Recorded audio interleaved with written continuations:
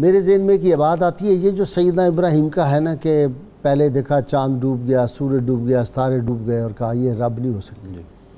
یہ میرا خیال ہے کہ امتیوں کے لیے سبق کے لیے ہے۔ ارواح میں اللہ تعالیٰ نے جب پیدا کر دیا، ان سے سوال ہو گیا، نبی کریم صلی اللہ علیہ وسلم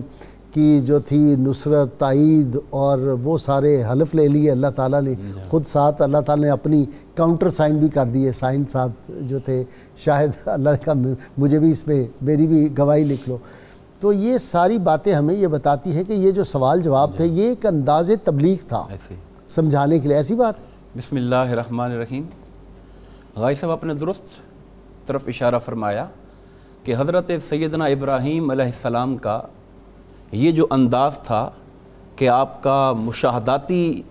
استدلال تھا اپنی قوم کے لیے۔ وہ لوگ جو بتوں کی پوجا کرتے تھے اور ان میں سے کوئی ستارہ پرست تھا اور ان میں سے کوئی آتش پرست، کوئی سورج کی پوجا کرنے والا، تو آپ نے ان کی بے ثباتی اور ان کا ڈوب جانا اور ان کا متغیر ہونا اس طرح مشاہدہ کروا کر ان کو اس بات کی طرف قائل اور مائل کرنے کی کوشش کی کہ ان کی عقل سلیم اس بات کو مان لے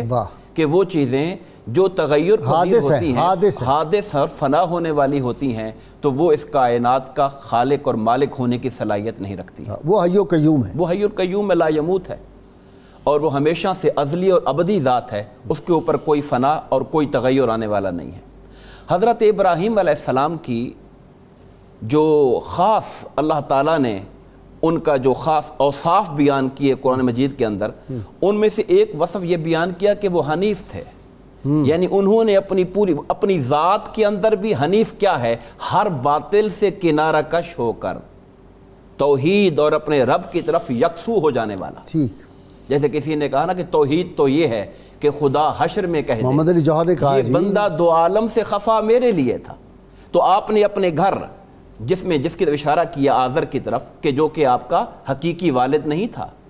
محض چچا تھا، اور چونکہ آپ اس کے پاس رہے تو جس طرح ہمارے ہاں زبان میں چچا کو تایا ابو کا لفظ بول دیا جاتا ہے، تو اس اعتبار سے لفظ باپ استعمال۔ بہت اچھا ہے۔ تو آپ نے اس گھر کے اندر سے توحید کی آواز کو بلند کیا، اور جب مزاحمت ہوئی اور آپ سے کہا گیا کہ آپ گھر چھوڑ دیں، تو آپ اپنے اس چچا آذر کے لیے استغفار کے کلمات کی امید رکھتے ہوئے اور اللہ کی بارگاہ میں، لیکن اللہ نے روک دیا ہوں اس کے لیے دعا کی، جی وہ بعد میں اس سے منع کیا گیا جب کلیئر ہو گیا کہ یہ شرک سے ہٹنے والا نہیں ہے۔ تو اس سے ثابت ہوا وہ تو باپ تھا ہی نہیں، وہ باپ تھا، کیونکہ وہ جو دعا ہے ربنا اغفر لی ولوالدی، والد کے لیے تو بخشش کی دعا مانگی جا رہی ہے اور ان کے لیے بخشش سے روکا جا رہا ہے۔ معلوم ہوا کہ یہ دو الگ شخصیات ہیں، یہ ایک شخصیت نہیں ہے۔ بالکل صحیح۔ اور پھر آپ جب باہر نکلتے ہیں تو پورا معاشرہ ماحول آپ کا مخالف ہے، پھر وقت کا حکمران آپ کا مخالف ہے، مگر اس سب کچھ کے باوجود آپ نے اللہ کی توحید کے جھنڈے کو بلند رکھا۔ اللہ پاک نے آپ کو حنیف کا لقب دیا، آپ کو مسلم کا لقب دیا،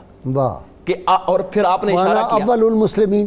یہ بھی لفظ ہے انا اول المسلمین، غالباً یہ ان کے ریفرنس میں نہیں آ رہا۔ انی وجہت وجہی للذی فطر السماوات والارض وما انا من المشرکین، اور وہ قل ان صلاتی ونسکی ومحیای ومماتی للہ لا شریک لہ وبذالک امرت وانا اول المسلمین ہے۔ جی وہ جو قل کہا گیا، قل ان صلاتی، اب یہ تعین ہونا باقی ہے کہ وہ قل حضور نبی کریم کو مخاطب کیا گیا یا اس کا ذکر کے پیچھے ابراہیم علیہ السلام؟ سیدنا ابراہیم سے ہی ہے پہلے، میں اس پر کلیئر نہیں ہوں۔ تو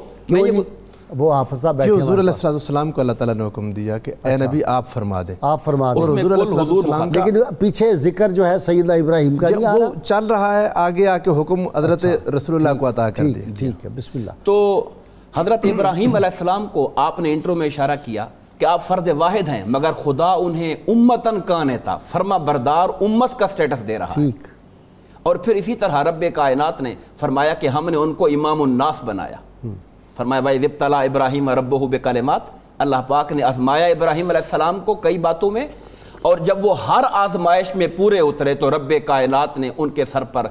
انسانیت کی امامت کا تاج سوار دیا تھا۔ تو یہ وہ شانیں ہیں جو رب کائنات نے خود ان کو عطا فرمائی۔ ایک یہ ہے کہ بندہ دعویٰ کرتا ہے کہ میں فرما بردار ہوں، اور ایک یہ ہے کہ رب کہے کہ یہ میرا فرما بردار ہے۔ ایک طرف بندہ یہ دعویٰ کرتا ہے کہ میں لوگوں کو گائیڈ کروں گا، ایک طرف خدا یہ منصب عطا فرمائے کہ ہم نے آپ کو لوگوں کے لیے امام بنا دیا۔